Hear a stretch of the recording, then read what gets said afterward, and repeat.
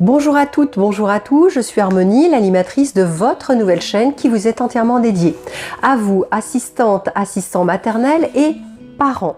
Bienvenue à notre 15e rencontre hebdomadaire. Nous terminons la formation sur comment remplir la fiche de présence et je répondrai à la question posée par Soraya de Bron dans le Rhône.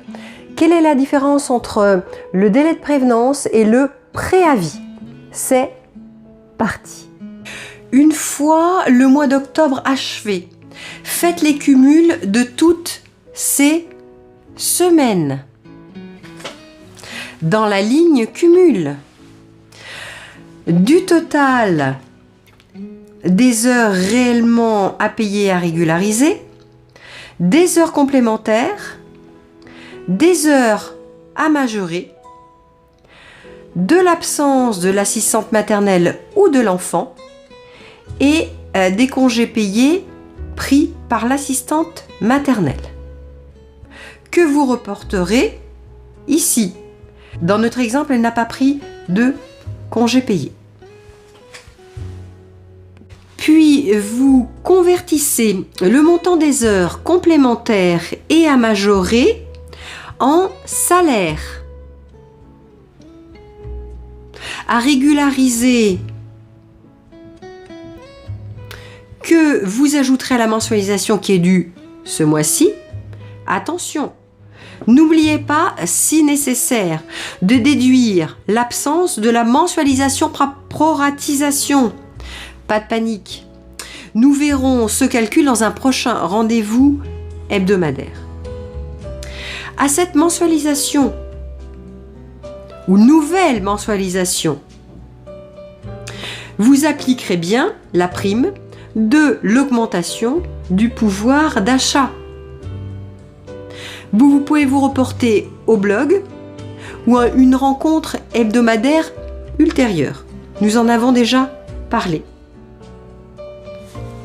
Lorsque des congés payés sont pris par l'assistante maternelle, ils sont donc indiqués ici dans la ligne cumul et la colonne absence, assistante maternelle, enfant et congés payés. Ici. Donc vous les reporterez dans le cadre de la mensualisation à cet endroit-là. Vous indiquerez ici le nombre de congés payés pris. En effet, lors de la fin du contrat de travail ou d'avenant du type changement du taux horaire, de besoins hebdomadaires, de passage d'un contrat en année complète ou en année incomplète, etc., cette information est nécessaire pour la régularisation des CP en année complète. Dans un deuxième temps, si l'assistante maternelle a effectué des heures complémentaires et à majorer, ce qui est le cas dans notre exemple, n'oubliez pas de régulariser les congés payés générés par ces heures qui ont généré des salaires. Pour cela, vous additionnerez les salaires des heures complémentaires, les salaires des heures à majorer, auxquels vous appliquerez la prime de l'augmentation du pouvoir d'achat, en terminant par la formule des 10%. Soit, dans notre exemple, un total de 27,40 € que vous régulariserez en fonction des dispositions convenues au contrat de travail. Et enfin, n'oubliez pas d'ajouter à la mensualisation qui est retenue réellement ce mois-ci les indemnités. Nourriture, donc repas et goûter, en fonction de l'entretien, des indemnités kilométriques, etc., etc.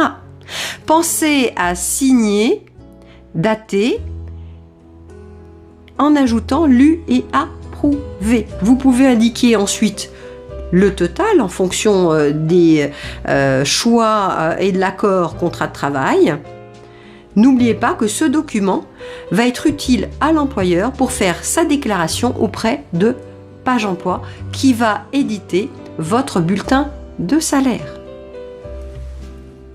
Je réponds à la question de Soraya Debron concernant la différence entre le délai de prévenance et le préavis. Le préavis s'effectue s'il y a rupture du contrat de travail après avoir réalisé la période d'essai. Le délai de prévenance, lui, s'effectue lorsque l'une des parties met fin à la période d'essai avant de l'avoir terminée. Si la rupture est du fait de l'employeur, ce délai de 24 heures si le salarié a moins de 8 jours de présence, de 48 heures si le salarié a entre 8 jours à 1 mois de présence et de 2 semaines après 1 mois de présence. Pour le salarié, ce délai est de 24 heures s'il a moins de 8 jours de présence et de 48 heures s'il a plus de 8 jours de présence. Le non-respect du délai de prévenance par l'employeur ouvre droit à une indemnité compensatrice au bénéfice du salarié. Il doit transmettre au salarié un bulletin de salaire, un certificat de travail et l'attestation Pôle emploi. Cette 15e rencontre est maintenant terminée. Si vous avez des questions, vous pouvez le faire directement via la boîte mail. Je vous indique autour de la vidéo son adresse ainsi que celle du blog et de la chaîne YouTube. Si l'émission vous plaît, cliquez sur le petit pouce bleu juste en dessous. Abonnez-vous, ça reste entièrement gratuit. N'oubliez pas, le blog est aussi d'accès gratuit et vous pouvez télécharger les fiches techniques également gratuitement. Merci de vos témoignages d'encouragement. Je vous souhaite une bonne journée. À bientôt. Merci. Au revoir.